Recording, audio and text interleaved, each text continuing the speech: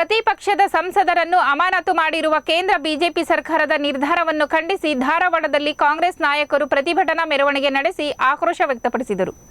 ಹುಬ್ಬಳ್ಳಿ ಧಾರವಾಡ ಮಹಾನಗರ ಜಿಲ್ಲಾ ಕಾಂಗ್ರೆಸ್ ನೇತೃತ್ವದಲ್ಲಿ ನಗರದ ಡಾಕ್ಟರ್ ಬಾಬಾ ಸಾಹೇಬ್ ಅಂಬೇಡ್ಕರ್ ಮೂರ್ತಿಯಿಂದ ಜಿಲ್ಲಾ ಅಧಿಕಾರಿ ಕಚೇರಿಯವರೆಗೆ ಪ್ರತಿಭಟನೆ ಮೆರವಣಿಗೆ ನಡೆಸಿದ ಮುಖಂಡರು ಹಾಗೂ ಕಾರ್ಯಕರ್ತರು ಬಿಜೆಪಿ ವಿರುದ್ಧ ಧಿಕ್ಕಾರ ಕೂಗಿ ಆಕ್ರೋಶ ಹೊರಹಾಕಿದರು.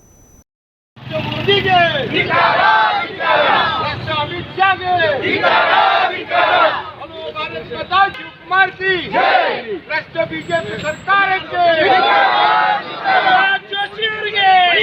ಕಾಂಗ್ರೆಸ್ ಪಕ್ಷಕ್ಕೆ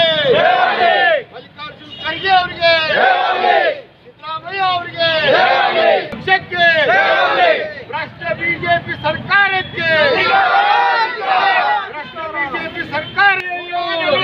ಸಂಸದರನ್ನು ಅಮಾನತುಗೊಳಿಸಿದ ಸರ್ಕಾರಕ್ಕೆ 46 ಸಂಸದರನ್ನು ಅಮಾನತುಗೊಳಿಸಿದ ಸರ್ಕಾರಕ್ಕೆ ಪ್ರಜಾಪ್ರಭುತ್ವದ ಸರ್ಕಾರಕ್ಕೆ ಮೋದಿ ಸರ್ಕಾರಕ್ಕೆ